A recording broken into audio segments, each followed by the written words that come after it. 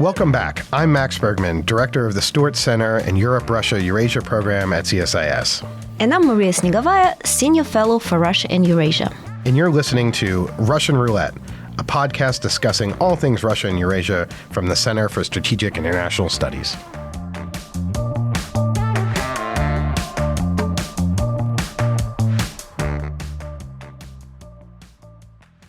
Hello, everyone, and welcome back to Russian Roulette. I'm your host, Maria Snegovaya, solo today to allow Max some well-deserved break.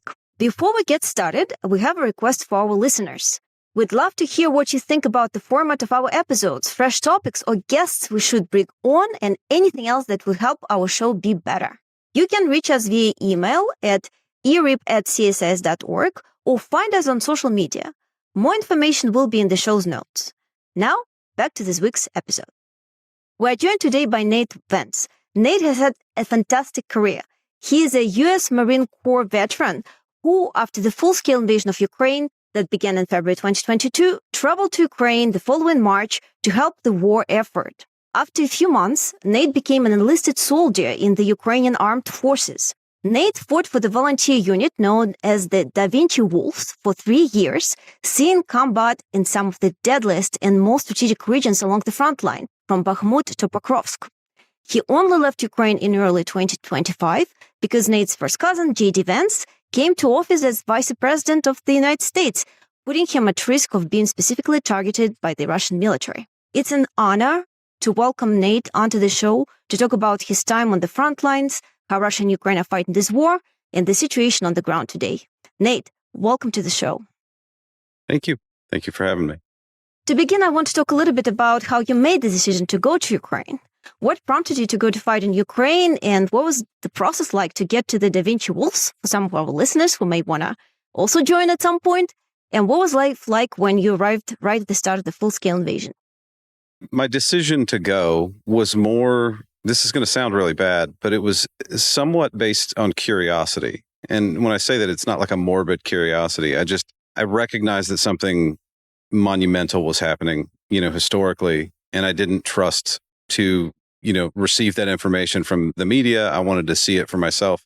But, I've said this previously, but the concept of me going was if I could help in some way, then I would go, right? And, the only way to find out if I could help was to go in the first place. But if I had realized at any point that I was not helping or, some way in the way, then I would remove myself, right? So I went over there just kind of to see what was going on. I didn't know hardly anything about the area at all, right? So seeing a westward expanding Russian army, at such a large scale was something that I hadn't seen in my lifetime. I wanted to know what was happening. And how was the early experience? By all accounts of your time in Ukraine, you were a tremendous soldier. Your training as a Marine certainly had an important role to play there.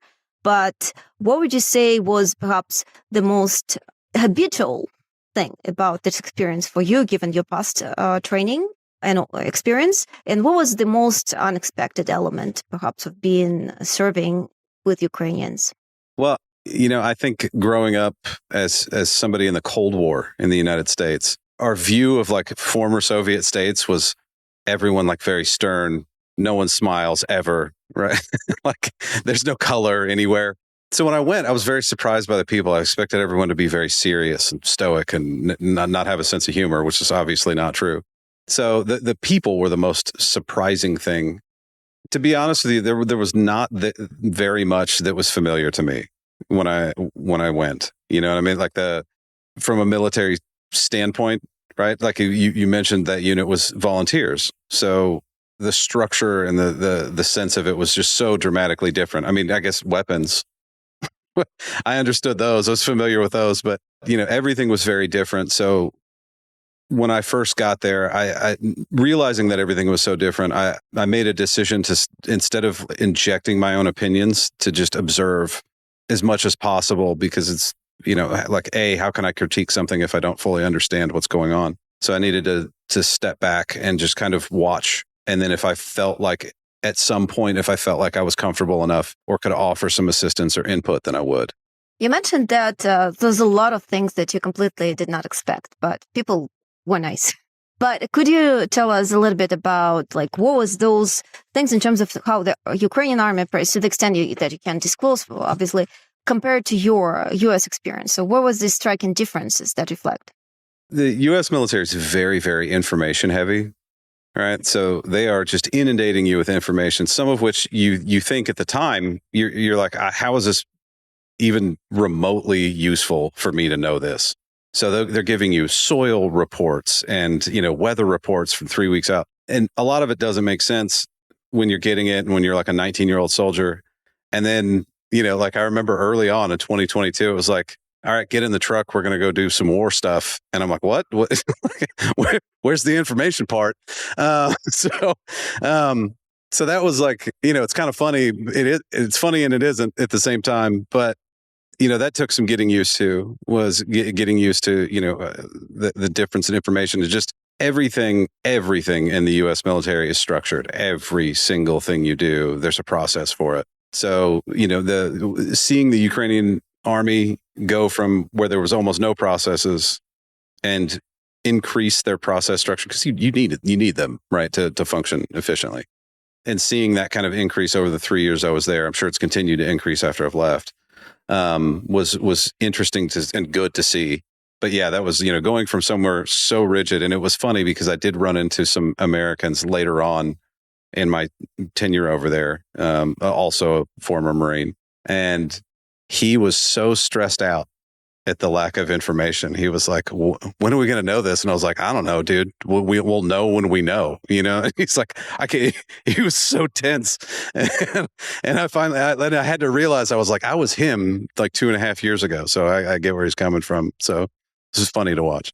It's a lot of learning by doing. It sounds like a little bit early on.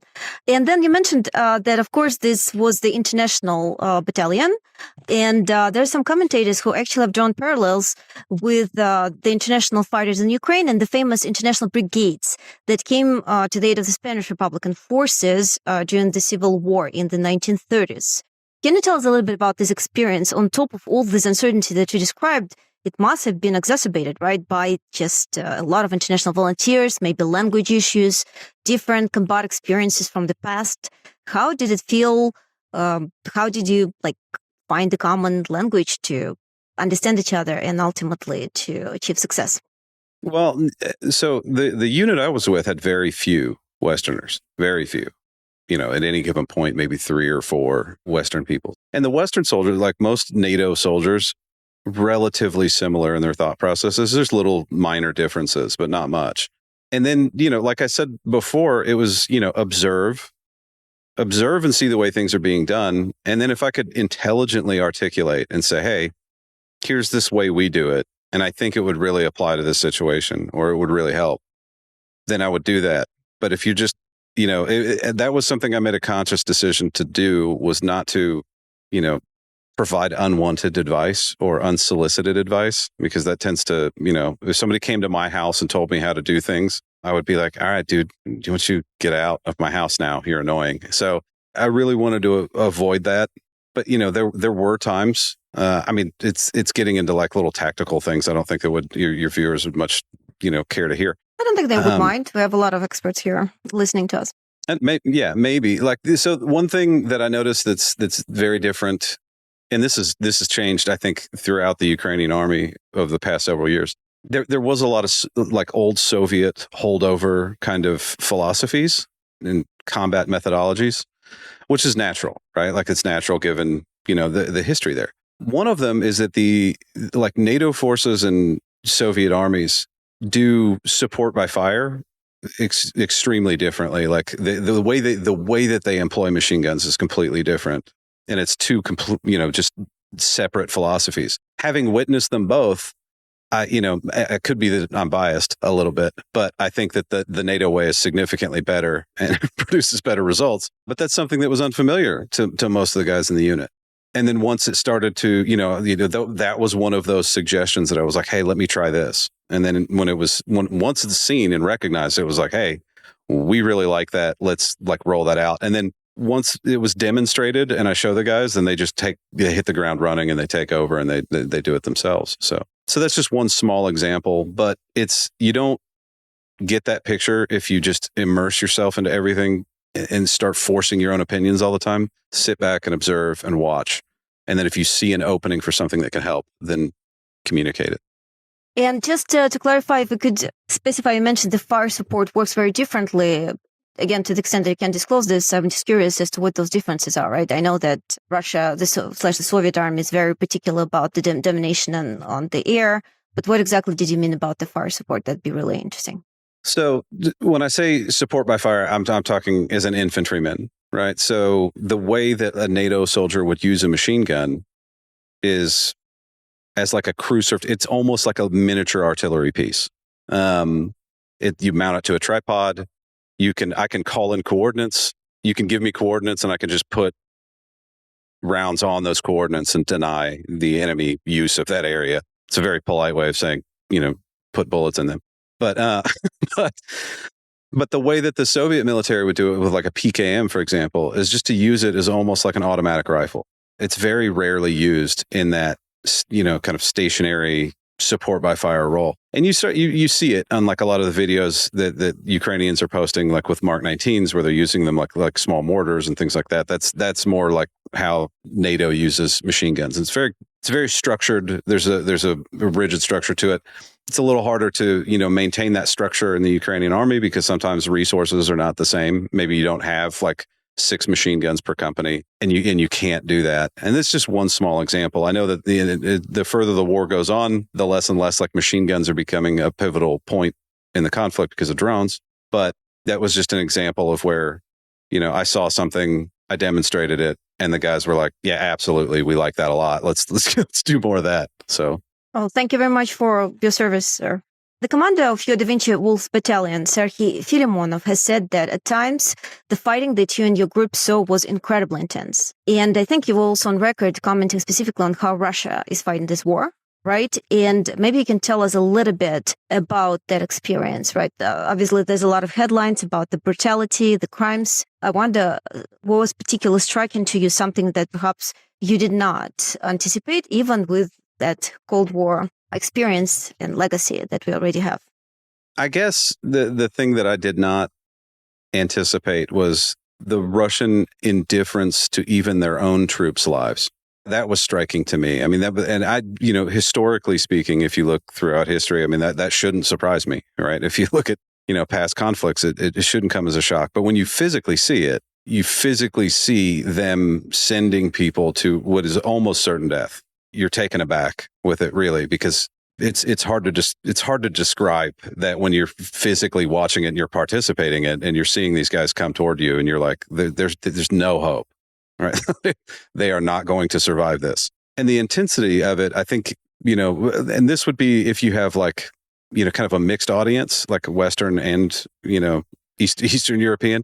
For most Western soldiers, we've not seen, fighting this intense, this long since the Second World War, or, maybe Korea or Vietnam. But, the level of ordnance that is being hurled back and forth in both directions is terrifying at times. It's weird. I say it's terrifying. You get used to it, which is shocking. Most people, if you were to take somebody from a normal environment and place them in there for an hour, you'd be like, that's insane. No one could ever get used to it, but you do, right? You adapt. And it becomes a math problem. You just have to work the problem from left to right and say, okay, I have this set of issues. I have to solve the first one, and then I'll move on to the second one and until I get out of here. That's obviously completely horrifying. A reminder to our audience is that our colleagues Seth Jones and Riley McGee have published yet another report precisely on the topic, showing tremendous number of deaths and casualties. Since the start of the war, Russia suffered at least 1.4 million battlefield casualties and about 500,000 deaths since February 2022. And just as you said, Nate, this is the scale unseen in Europe, even for Russia itself. It actually exceeds all of the casualties that Russia suffered in every single war since the end of the Second World War. They haven't yet beaten up the Second World War level, but they're certainly getting there at this speed.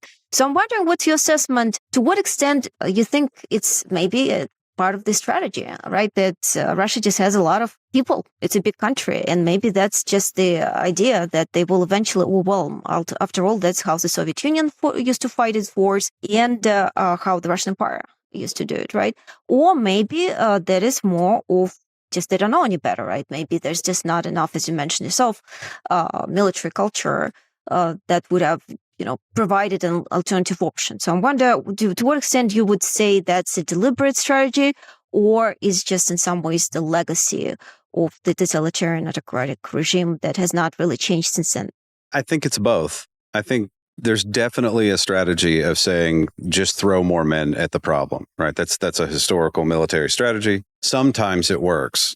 I don't think the Russians have the demographic ability to make it work in this case. I mean, they have demographic issues, and working age men, military age males, make up the bulk of your labor force, and they are running out of them. I don't think, in terms of could they physically do it? Yes, continue this for a while, but somebody has to work at the factories, somebody has to drive the trucks, somebody has to do these jobs, and they're having to call in foreigners to do it. So they either have to lose their kind of ethnic identity or continue the war. And it's a choice that they have to make. And I don't think, it's not a good choice for them, but they made their own bed. So. And then on top of that, I do think you have a lot of like 60-year-old Soviet trained, generals. And then on top of that, you have a leader that doesn't like to hear bad news. And if you give him bad news, you get a choice between a cup of tea or a window. So he's not getting good information, because if you give him good information, you die. Nate, thank you so much for speaking with us today, and thank you for your service. Unfortunately, we're out of time for the episode, but thank you for the great conversation, and thanks to all of our listeners for tuning in. Don't forget to subscribe to the show and leave us a 5-star rating. Be sure to check out our sister podcast, The Eurofile, wherever you get your podcasts. See you next time.